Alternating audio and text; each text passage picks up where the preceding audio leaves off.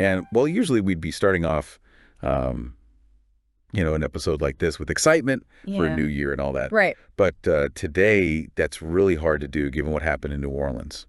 Yeah. It's tough. You think about New Year's, it's supposed to be about celebration and hope and new beginnings. Right. And then something like this happens. Just such a stark contrast. It's really hard to process. It really is.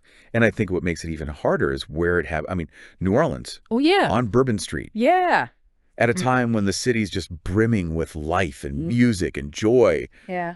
and to think just a few hours later, people were going to be celebrating the Sugar Bowl. It's awful. It's just awful to think about what those people must be going through right now. Absolutely. Yeah. So let's take a deep dive into this. Try and piece together what we know so far. We've got, news reports, eyewitness accounts, official statements, all trying to make sense of what happened. Right.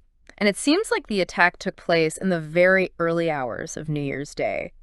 A lone suspect driving a white pickup truck just plowed through barriers at high speed, Straight into the crowd. straight into the crowd celebrating on Bourbon Street. There are some eyewitness accounts that we've seen, and they describe just absolute chaos. Yeah, I bet. People running, terrified the sound of gunshots. Yeah. You can't even imagine. It's just horrific to think about. And it gets worse. The suspect got out of the truck and just started shooting an assault rifle, aiming at people and the police who responded.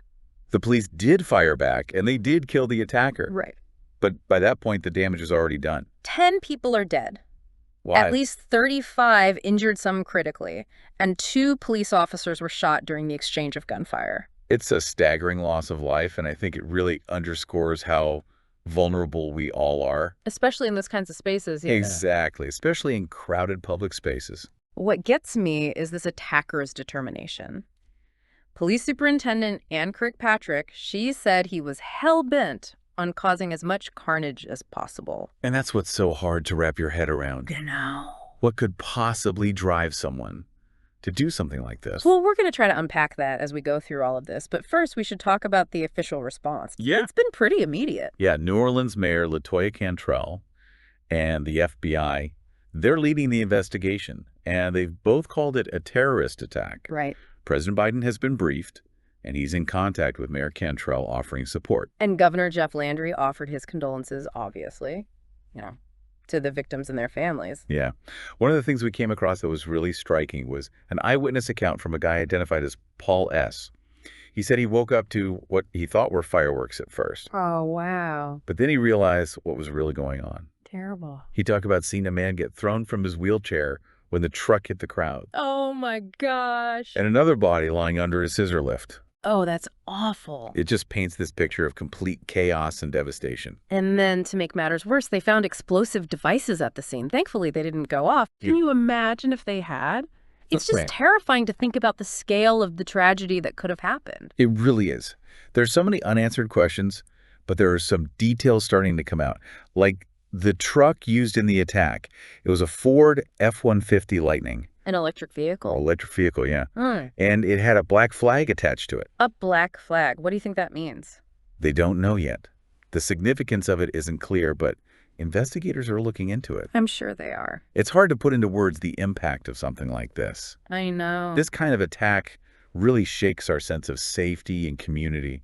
Absolutely. And it makes you question everything. How secure are we? What makes someone do this? Those are the questions we're going to be looking at as we continue this deep dive. But first, I think we need to take a step back and look at how this tragedy fits into the bigger picture. Yeah, I think that's a good idea.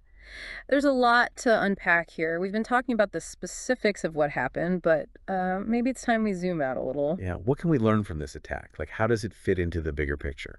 Well, I think it really highlights the changing nature of terrorism. We're not just talking about those massive coordinated attacks like we used to see. You mean we're seeing more of these smaller, harder to predict attacks? Exactly. Lone actors, often using things like vehicles in this case. It's a lot harder to prevent something like that. Especially when you consider how many potential targets there are, Yeah. right? I mean, any crowded place could be vulnerable. Yeah, it really makes you think about security and how much we're willing to give up in terms of freedom and open public spaces. That's a balance, isn't it? Security versus freedom. It's a tough question. And I think this attack also raises the issue of extremism. Like, Right. what leads someone to do something like this? Right. What was going on in this guy's head? Do we have any insights into his motives? Well, we don't have concrete information on this particular attacker yet, but it's important to think about the larger context. You Yeah. know, the spread of hate speech and intolerance. Online and elsewhere. Exactly.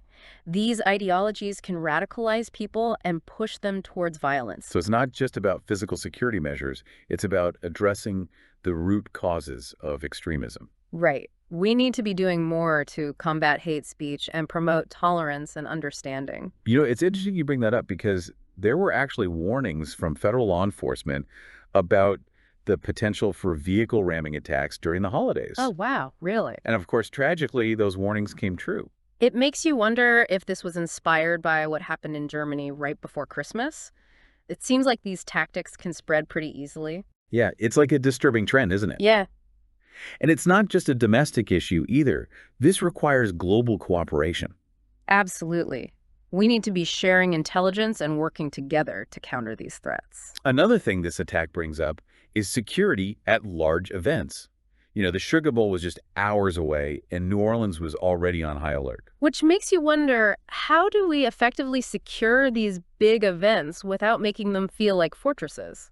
Yeah, you don't want people to feel like they're constantly being watched, but you also want them to feel safe. It's a tough balance. We need to find ways to increase security without being too intrusive.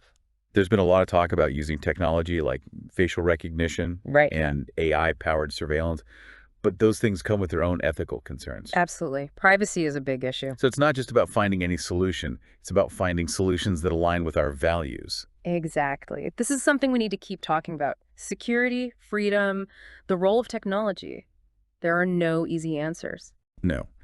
But this attack in New Orleans definitely forces us to confront these issues head on. It's been a heavy deep dive. It really We've had. talked about so much. Yeah, from the details of what happened to, the bigger questions about security and all that. Right. And with all that, it's easy to lose sight of the human cost of this tragedy, you know? Yeah, it is. It's easy to get caught up in the statistics and, all the analysis, but we can't forget that 10 people are dead. 10 people with families and friends and dreams. Exactly, and dozens more injured. And countless others are going to be dealing with the trauma of this for years to come. It's a reminder that behind every headline, there's a story. There are people who are hurting.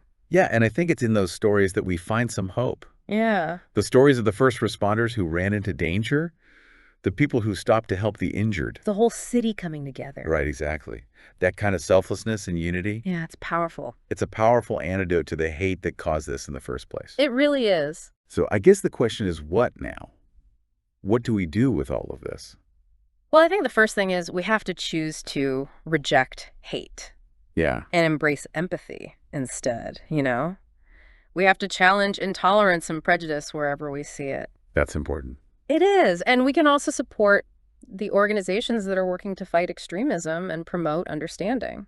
And I think it's also about having these conversations, Yeah. talking about security and freedom and the role of technology. It's easy to feel helpless in the face of something like this. Yeah. But even small acts of kindness and, speaking out against hate, those things matter. They do. They really do. This deep dive has been tough, Yeah. but it's also been a reminder of how strong people can be. Yeah, it's true. Even in the face of something like this. We mourn the victims, but we also see the good in people, the courage and compassion. Exactly. And as we move into this new year, let's carry those lessons with us Yeah, and work towards a world where these kinds of tragedies don't happen anymore. I think that's a good goal. Our thoughts are with the victims, their families, and everyone in New Orleans Yeah, as they start to heal from this. a long road ahead. It is.